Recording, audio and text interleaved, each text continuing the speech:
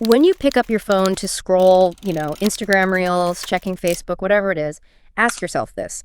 When you're spending all that time on there, are you the customer or are you actually the product being sold? And if you are the product, what's the real cost of being consumed by one of the biggest corporations on the planet? That is the absolute core of what we're getting into today. We are ripping open this huge stack of research, lawsuits, whistleblower docs, all focused on Meta platforms. This whole ecosystem, Facebook, Instagram, WhatsApp, it has 3.04 billion monthly active users as of mid-2025. Yeah. So these criticisms, they're not just, corporate gossip.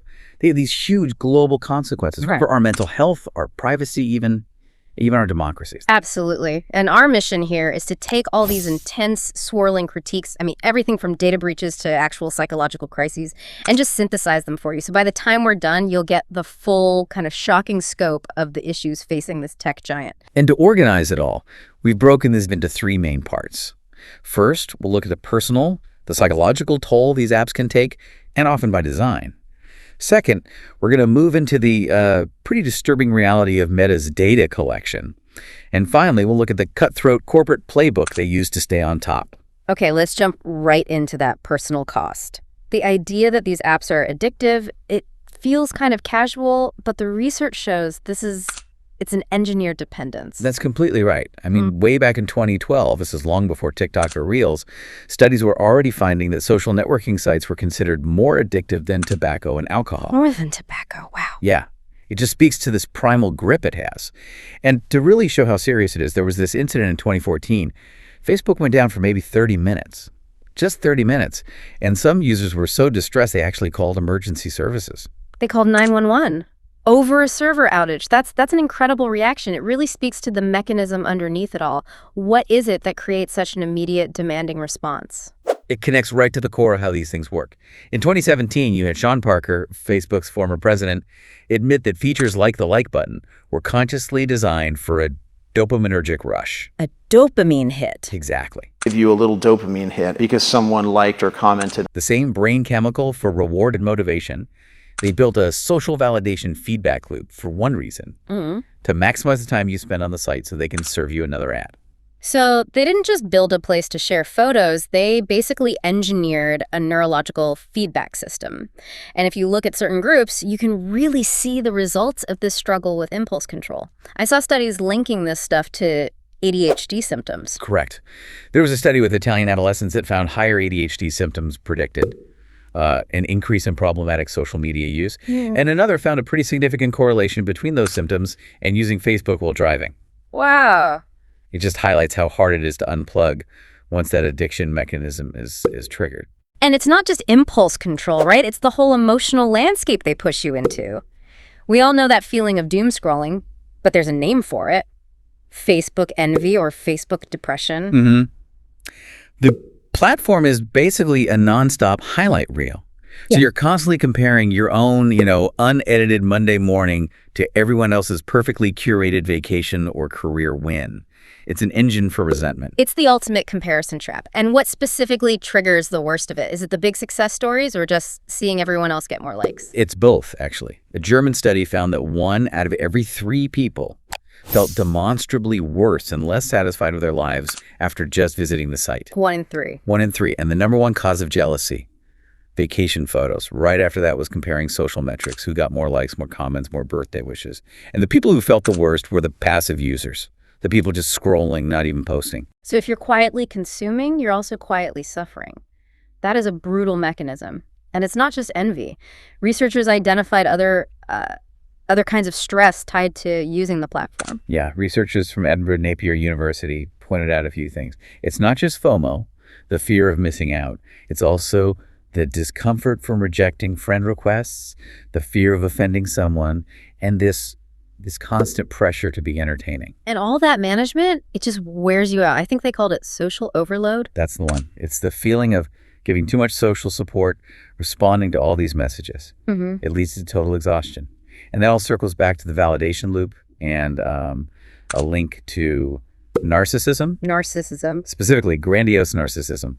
Meta-analyses found a positive correlation there. The more time people spent posting status updates and selfies, the higher they tended to score. The platform rewards that kind of self-focus. So they hook your brain with dopamine, push you into this state of constant stressful comparison. The psychological cost is clear. Which brings us to our next major point. Because while they were hooking your brain, they were also extracting the price. And it's not just your well-being, it's your privacy. Exactly. Now we move from the personal cost to the structural one, the data dragnet. The central conflict is just unavoidable. Meta's entire business model relies on selling targeted ads based on user information. And that model just inherently requires you, the user, to lose your privacy. You have to give up your data. And sometimes that data collection goes way beyond your shopping habits and gets, well, genuinely creepy, like the contractors who were transcribing private audio. Yeah, that came out in 2019. It was revealed that Facebook had hired contractors to literally transcribe audio from users' chats. Now, the company's line was that it wasn't spying, it was just quality control for their automatic transcription tool. Right. But just think about the level of access that implies. Contractors listening to private audio without any explicit, informed consent. That's the depth we're talking about. And of course, the big one, the one everyone knows, is Cambridge Analytica. We all know the name, but what made it so bad from a systemic point of view? It was the scale and the deception. Yeah. You had this company, Global Science Research, that sold data on over 87 million users to Cambridge Analytica. They then used it to micro-target political ads, all without consent. The systemic problem was that it showed how this supposedly neutral social network could be turned into a weapon to influence elections. It led to massive FTC fines, up to $5 billion, and it totally changed how we view these platforms. But I think the most surprising thing for a lot of people is that the surveillance doesn't actually stop when you log out.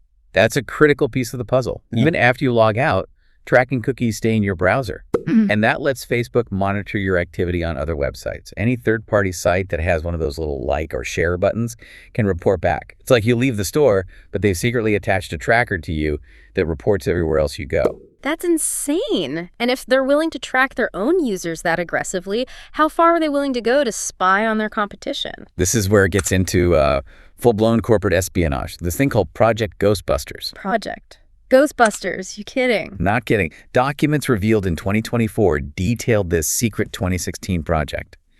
Meta apparently wanted to develop tools to decrypt traffic from users visiting rivals like Snapchat, and later even YouTube and Amazon. Wait, decrypt traffic? How is that even possible? Well, they were allegedly using their Anavo tool, which they marketed as a VPN for privacy, by the way, to perform man-in-the-middle attacks. Which basically means they weren't just seeing where you went online. They were allegedly stepping in between you and the internet and reading your data before it was encrypted.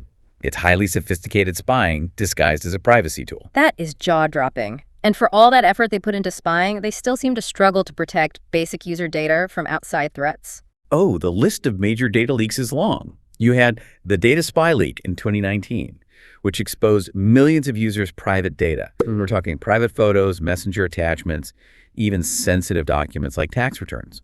And it happened because of bad browser extensions, exploiting a vulnerability in Facebook's photo URLs. It shows how fragile the whole system can be. Okay, before we move on, we have to touch on the encryption debate.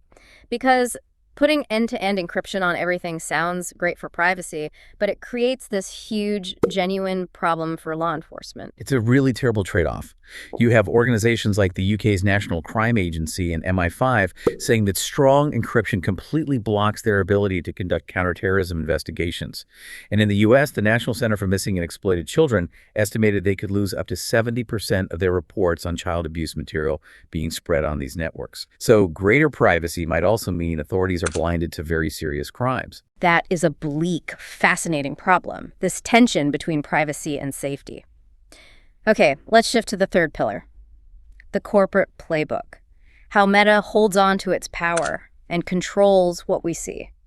The internal mindset was apparently pretty blunt. There was a quote going around, "Copying is faster than innovating." And that really sums up their whole strategy. And they really took that to heart. I mean, they've systematically cloned every successful competitor.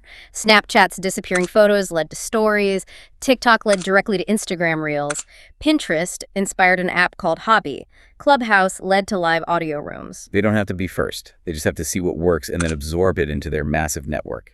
And it goes beyond just copying features. Back in 2013, they were accused of blocking competitors like Vine from their data, basically starving them out. And more recently, in 2022, docs showed Meta hired a consulting firm to run a PR campaign to damage TikTok's reputation in local media. Wow. And this control also extends to how information gets curated for billions of people, which brings us to the famous algorithmic echo chamber. The algorithm is not neutral, not at all.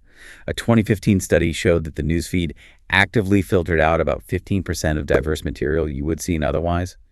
It basically guarantees you see more of what you already agree with. Making that filter bubble tighter and tighter, and the result of living in that bubble, you might actually know less about the real world. That sounds counterintuitive, but yeah. Studies found that higher Facebook use was moderately negatively related to general political knowledge. The time you spend on the platform doesn't translate to being better informed. This power also lets them just change the rules for everyone. Like in 2018, when Zuckerberg said they'd prioritize meaningful social interactions from friends and family, he knew time on the site would go down, but that one move devastated advertisers and publishers who relied on the old algorithm. It just showed who really holds all the cards. And we have to talk about the human cost. The people Meta hires to keep the platform safe, the content moderators. Their working conditions are horrific. These moderators, often hired through contractors, are on the front lines. They're constantly exposed to the absolute worst content, extreme violence, child abuse material. And on top of that trauma, they're expected to maintain an almost impossible 98% accuracy score. It's a recipe for PTSD. And that trauma became a real liability. It was made public when Meta agreed to pay a $52 million settlement to U.S. moderators who developed PTSD on the job. That's a concrete admission of failure. And finally, that control extends to geopolitics. We know about their role in elections worldwide, the 2016 U.S. election, Kenya, and so on. But a really stark recent example was in Canada in August 2023. Right. This was about Canada's Online News Act, so Meta just blocked all news for Canadian users. They did, and the timing was tragic. It happened during these massive, devastating wildfires. The block impacted the sharing of crucial local news, like evacuation orders. People had to post screenshots of news articles because the links wouldn't work. It just shows the incredible, unchecked power they have to control vital information, even during a national emergency. So, to synthesize, the mountain of criticism really boils down to three big things. First, the apps are engineered to exploit your brain, driving addiction and stress. Second, their business model demands this almost espionage-level surveillance of you, even when you're logged out. And third, they aggressively copy or kill competitors and create these echo chambers that can actually make us less informed. And the fundamental irony is that these platforms have so much potential for genuine connection. We all use them for that. But the financial structure, which demands maximum engagement to sell ads, means they have to prioritize addictiveness and data gathering over our well-being, our mental health, and even democratic integrity. Which brings us right back to the start. We've seen that Meta design things like the like button for that dopamine rush, for that feedback loop. We've seen their algorithms create echo chambers. So the platform is designed from the ground up to maximize their profit. How much control do you really have over whether your next interaction is truly meaningful, like Zuckerberg claimed he wanted, or if it's just highly engaging and maximally profitable for them? That's the question to carry with you the next time you open the app and start scrolling.